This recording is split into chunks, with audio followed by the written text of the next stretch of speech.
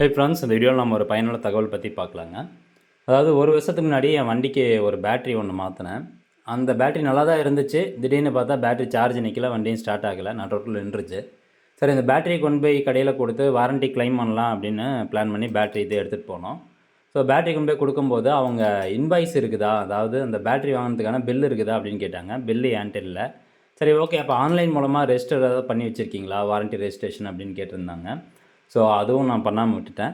அந்த தப்புனால பார்த்தீங்கன்னா, இப்போ என்னால் அந்த பேட்டரி மாற்ற முடியல. ஸோ நீங்களும் அந்த தப்பு பண்ணாதீங்க. இப்போ நீங்கள் எந்த பர்பஸ்க்கு பேட்டரி வாங்கினாலும் சரி, டூ வீலரு, காரு அல்லது வீட்டில் இருக்கக்கூடிய இன்வெர்ட்டருக்கு பேட்டரி வாங்கினாலும் சரி, அந்த பில்லை பத்திரமா வச்சுக்கோங்க. மோஸ்ட்லி நிறைய பேர் பில்லு பத்திரமா வச்சுருப்பாங்க. ஆனால் என்ன மாதிரி ஒரு சில பேர் அந்த பில்லை தொலைச்சிட்றோம். அதனால் பார்த்தீங்கன்னா வாரண்ட்டி கிளைம் பண்ண முடியாமல் போகுது. ஸோ இந்த பில்லு நம்ம பத்திரமா வச்சுக்கிறது அப்படிங்கிறது ஒரு பக்கம் இருக்க, நம்ம ஆன்லைன் மூலமாக அதனுடைய வாரண்ட்டி ரெஜிஸ்ட்ரேஷன் பண்ணி வச்சுக்கணும். ஸோ அந்த ஆன்லைன் மூலமாக வாரண்ட்டி எப்படி ரெஜிஸ்டர் பண்ணுறது அப்படிங்கிறது தான் இந்த வீடியோவில் பார்க்க போகிறோம். ஸோ மோஸ்ட்லி எக்ஸைடு, அமரானு, எஸ்எஃப் பேட்டரி இந்த மாதிரி தான் நம்ம வாங்குகிறோம். ஸோ அந்த பேட்டரிக்கு எல்லாமே ஆன்லைனில் ஒரு ஆப்ஷன் கொடுத்துருக்குறாங்க வாரண்ட்டி ரெஜிஸ்ட்ரேஷன் பண்ணுறதுக்கு. ஏன்னா நான் அந்த பேட்டரி வாங்கினது 36 மாதம் வாரண்ட்டி இருந்தது. பட் 12 மாதத்துலேயே அந்த பேட்டரி போயிடுச்சு. இருந்தாலும் என்னால் அந்த பேட்டரி வாரண்ட்டியில் கிளைம் பண்ண முடியல. ஸோ அதனால் நீங்கள் அந்த தப்பு பண்ணாதீங்க. ஆன்லைன் மூலமாக வாரண்ட்டி ரெஜிஸ்டர் பண்ணிக்கோங்க. 2 நிமிஷம் வேலை தான், ஈஸியாக ரெஜிஸ்டர் பண்ணிக்கலாம். இப்போ உதாரணத்துக்கு நான் ஃபஸ்ட்டு இந்த எஸ்எஃப் பேட்டரி இருக்குது பார்த்தீங்களா, நான் வண்டிக்கு எஸ்எஃப் பேட்டரி தான் வாங்கினேன். இப்போயும் அதான் வாங்கியிருக்கேன். ஸோ அந்த வாரண்ட்டி எப்படி ரெஜிஸ்டர் பண்ணுறது அப்படின்னு நான் சொல்கிறேன். ஒவ்வொரு வெப்சைட்லேயும் நீங்கள் ஓப்பன் பண்ணிங்கன்னா வாரண்ட்டி அப்படிங்கிற ஒரு ஆப்ஷன் இருக்கும். இப்போ எஸ்எஃப் பேட்டரியில் பாருங்க, ஹோம் பேஜ்லேயே வாரண்ட்டி அப்படின்னு இருக்குது. இதில் போய்ட்டு register your battery or inverter அப்படின்னு இருக்கும். ஜஸ்ட் அந்த ஆப்ஷன் நீங்கள் கிளிக் பண்ணிக்கோங்க. அது கிளிக் பண்ணது கீழே அப்படியே வந்தீங்கன்னா, நீங்கள் வாங்கினீங்க பார்த்தீங்களா அந்த புது பேட்டரி, அந்த புது பேட்டரியினுடைய சீரியல் நம்பர், அதுக்கப்புறம் கீழே 4 ஆப்ஷன் கொடுத்துருக்குறாங்க. Vehicular battery, inverter battery, inverter, ERK அப்படின்னு கொடுத்துருக்காங்க. நான் வண்டிக்கு தான் பேட்டரி வாங்கினேன், அதனால் வெஹிக்கல் பேட்டரி அப்படிங்கிறத செலக்ட் பண்ணிக்கிறேன். அடுத்தபடியாக உங்களுடைய பெயர், ஃபஸ்ட் நேமு, லாஸ்ட் நேமு, அப்புறம் பின்கோடு, அதுக்கப்புறம் பேட்டரி பர்ச்சேஸ் டேட், எந்த டேட்டில் அந்த பேட்டரி வாங்கினீங்க, அந்த பில்லில் டேட் கொடுத்துருப்பாங்க. அப்படி இல்லைனா நீங்கள் உதாரணத்துக்கு போன மாதம் வாங்கியிருக்கீங்கன்னா அது தோராயமாக ஒரு டேட் போட்டுக்கோங்க. போட்டு இங்கே மொபைல் நம்பர் அப்படிங்கிறதுல உங்களுடைய மொபைல் நம்பர் கொடுத்துக்கோங்க.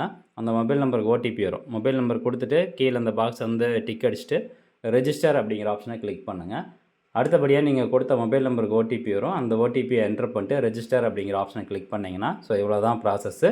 ஸோ இங்கே பார்த்தீங்கன்னா எனக்கு பேட்டரி ரெஜிஸ்டர் ஆயிடுச்சு. அந்த சீரியல் நம்பர் கரெக்டாக இருந்ததுன்னா கங்க்ராட்ஸ், உங்களுடைய பேட்டரி இந்த சீரியல் நம்பர் வாரண்ட்டி ரெஜிஸ்ட்ரேஷன் ஆயிடுச்சு அப்படின்னு சொல்லி வந்துடும்.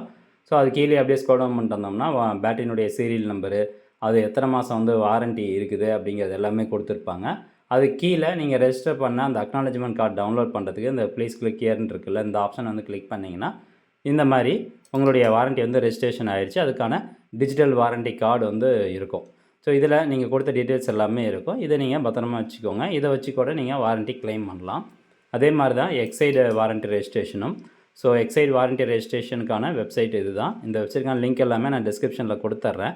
இதில் போய்ட்டு சேம் ஒவ்வொரு இதுலேயும் அதே மாதிரி தான் சீரியல் நம்பர் கொடுத்துருங்க.